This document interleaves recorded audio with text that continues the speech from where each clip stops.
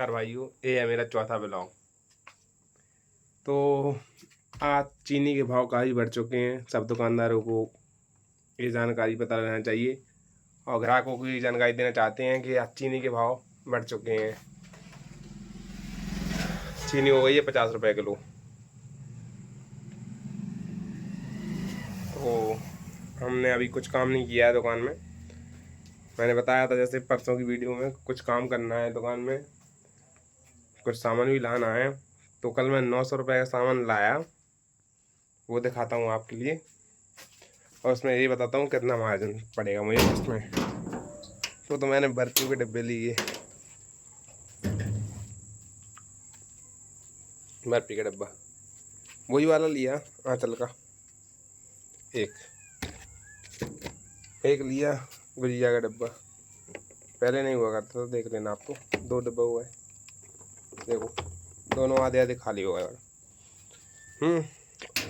और काफ़ी कुछ नमकीन की लड़ी ली, काफ़ी कुछ नमकीन की लड़ी ली। जैसे मैं आपको बताता हूँ, जैसे आलू भुजिया, लाल मिक्सचर, इंदौरी सेव, काफ़ी कुछ नमकीन की लड़ी ली। तो बर्फी में तो आपको बता ही दिया 40 रुपये का मार्जिन है एक डिब्बे पे, और गुजिया में तो 15 रुपये का है, ये आपको पता ही है। और आपको विशेष जानकारी कुछ आज यही जानकारी है कि चीनी के भाव बढ़ चुके हैं कल से बहुत ज़्यादा। अब ग्राहक आते हैं और कहते हैं कि भैया चीनी इतनी महंगी दे रहा है। अब 47 रुपये किलो, 47 रुपये किलो वहीं से आ रही, कट्टे में आ रही 47 रुपये किलो। तो समझ लो अब आप यहाँ कितने की बेचेगा दुकानदार।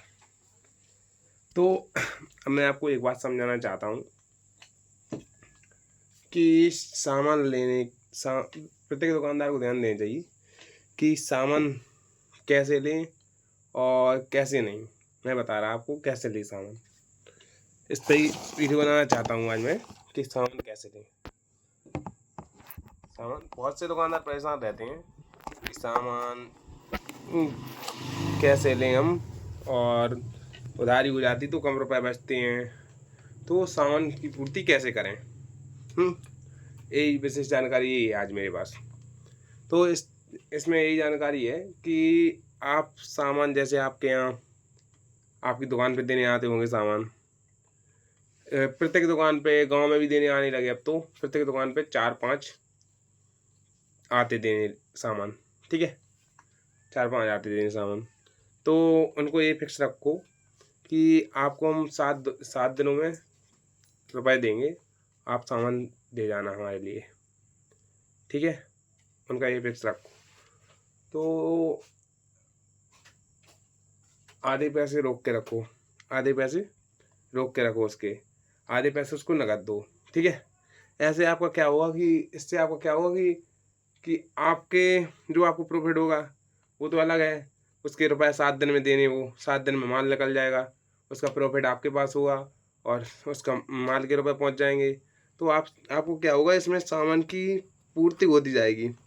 जैसे तेल तेल शक्कर, सूजी, बेसन और ये तो सब आपको लेने जाना पड़ेगा, ठीक है।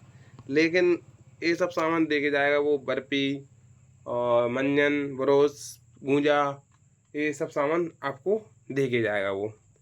जैसे कि ये सब सामान आपको दे के जाएगा यहीं पे।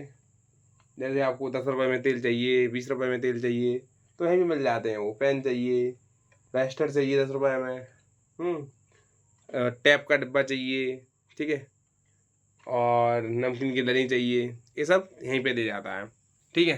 तो यही समझाना चाहता सबको कि 4 अपने सेलर बांधो ऐसे ही कि सेलर 4 हो आपको देने के लिए, 4 सेलर हो देने के लिए। तो चारों से आधा नगद आधा उधार उठाओ, ठीक है।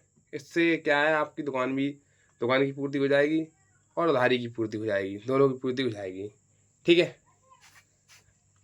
आपको यही समझाना चाहता था मैं कि इससे दुकान की पूर्ति हो जाएगी, दुकान भी दिखेगी आपकी भरी। और आजकल यही सिस्टम हो गया है, जहाँ दुकान गाँव में ऐसा ही सिस्टम हो गया है कि गाँव में दुकान कहीं खाली दिखाई इंसान को तो कहते हैं उसकी दुकान निपट गई। लेकिन उसकी दुकान निपट गई नहीं, उसकी दुकान उधारी में निपट गई। ठीक है? और जो इस सिस्टम से चल रहा है कि वहाँ से उधार लाया, फिर निकाल के रुपए दिए, प्रॉफ़िट फँस गया तो फँस गया। नकद रुपए तो निकलेंगे आपके, नकद रुपए तो निकलेंगे। प्रॉफ़िट फँस गया, जैसे प्रॉफ़िट फँस गया, चलो ठीक है, उधारी में फँस गया, लेकिन नकद रुपए वो निकल आएँगे आपके। तो यही है कि आपको इस बात का ध्यान देना चाहिए कि 4-5 सेलर अपने बांधो, जैसे उनका नंबर लो बाकायदा। ठीक है? जिसको आपको फ़ोन लगाना, जिसका माल अच्छा आ रहा हो, जो सस्ते में दे रहा हो, आप एक के बंधे मत रहो। आपको जो माल सस्ते में दे रहा हो, उसी का माल लो आप। ठीक है? जिसका माल सही हो और सस्ते में दे रहा हो। ठीक है? तो यही है। लेकिन देखो, प्लानिंग तो बहुत करनी पड़ती है। ठीक है? एक सिस्टम बनाना पड़ता है दिमाग में कि आपको क्या-क्या करना है। एक सिस्टम बना के चलना पड़ता। इस इस दुकान में यही तो है कि आपने कहीं सिस्टम नहीं बना पाया और आपका ऐसा ही रहा। आपने कई-कई लोग देखे हैं मैंने, कई-कई दुकानदार देखे हैं, जैसे कि वो दुकानदार इसलिए अनसक्सेसफुल हैं क्योंकि वो, मैं खुद हुआ था पहले, तो मुझे पूरी जानकारी है कि किस लिए हैं। तो वो ये करते कि वहाँ से पर्चा लग के आता। जैसे अपने पड़ोस में कोई शहर हो, वहाँ से वो पर्चा लगवा के आते, ठीक है? लगवा के आते और अब वो पर्चा ऐसे ही डाल देते और सामान लगा देते अपना, ठीक है? वहाँ से वो हिसाब नहीं करते कि कितने का क्या पड़ा और कितने का क्या नहीं पड़ा, ठीक है? वहाँ से वो हिसाब नहीं करते बिल्कुल कि कितने का क्या पड़ा और कितने का नहीं पड़ा, ठीक है? और कई ऐसे होते हिसाब करते, पैसे नहीं जोड़ते, लेकिन किसी पे भरोसा करना उचित नहीं है। अपने पैसे जोड़ो, हिसाब करो कितने का पड़ा और कितने का बेचना है आपको और कितने का प्रॉफ़िट होगा इस चीज़ में, उसी हिसाब से उस चीज़ को निकालो आप, ठीक है? और मेरे हिसाब से स्टॉक जो आपको बहुत दिन तक रखना पड़े, जो चीज़ें, उनका स्टॉक थोड़ा कम रखो और जो आपकी डेली बिकती हैं जो चीज़ें, उनका स्टॉक थोड़ा ज़्यादा रखो, बढ़ा के रखो। क्योंकि उससे ये होगा कि उससे आपकी दुकान भरी दिखाएगी और रोज़ डेली माल सेल होगा, तो उससे आपको प्रॉफ़िट होगा। दोनों चीज़ें मेंटेन होके चलेंगी। आप आपने जैसे सामान रख लिया कि वो निकल नहीं रहा बहुत समय तक, ठीक है? पैसा फँसा हुआ है, तो गाँव की दुकानें ऐसे नहीं चल पाती है। ऐसा माल ज़्यादा रखो कि आपका रोज़ डेली निकलने वाला माल हो, डेली निकलने वाला माल हो, ऐसा माल ज़्यादा रखो, ठीक है? जैसे कि कल मैंने गूंजा का पत्ता लिए 2, जिसमें निकलते हैं 12 पत्ते, 12 गूंजे निकलते हैं। तो वो पड़ता है अपन उनको ₹76 का, ठीक है? अब इनमें है दुगनी फ़ायदा इनमें है। वास्तव में इनमें है दुगनी फ़ायदा। ये ऐसी चीज़ें फ़ायदेमंद हैं। इनमें है कम से कम वो 60-65 का फ़ायदा। ₹65 से कम का फ़ायदा नहीं है इनमें, ठीक है? तो ऐसी चीज़ें ज़्यादा ज़्यादा प्रॉफ़िट वाली चीज़ें हैं। ये चीज़ें रखो आप। ये चीज़ें रखने से क्या होगा, आपको प्रॉफ़िट मिलेगा एक तो, और दुकान अच्छी दिखती है, ठीक है? मसाले रखो, ये ये वाला मसाला, ये टंगा है पीछे, पीछे दिख रहा? देखो ये वाला मसाला टंगा है पीछे, 10 वाला, 20 वाला।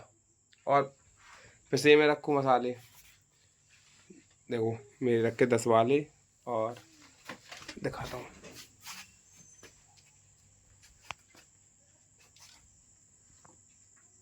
देखो वो नीचे रखा। मेरे पास तो 50 वाले के भी ग्राहक आ जाते, तो 50 वाले भी देने पड़ते हैं, ठीक है? तो यही समझा रहा था आपको मैं। तो यहीं पे अपन ब्लॉग अपना समाप्त करते हैं। ज़्यादा लंबा बन जाता तो थोड़ा इंसान देखता नहीं है, वैल्यू नहीं देता थोड़ा।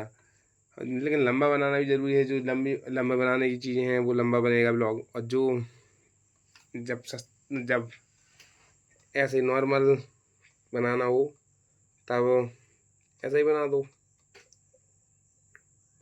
तो यहीं पे अपना ब्लॉग होता है समाप्त। आज की जानकारी होती है समाप्त। और आप सब प्यार दीजिए वीडियो को और लाइक सब्सक्राइब कीजिए। देखो दुकान देख लो एक बार, मेरी दुकान अभी तो सही भरी, सही लुक है मेरी दुकान का। अभी तो आगे चल के और दिखाएंगे।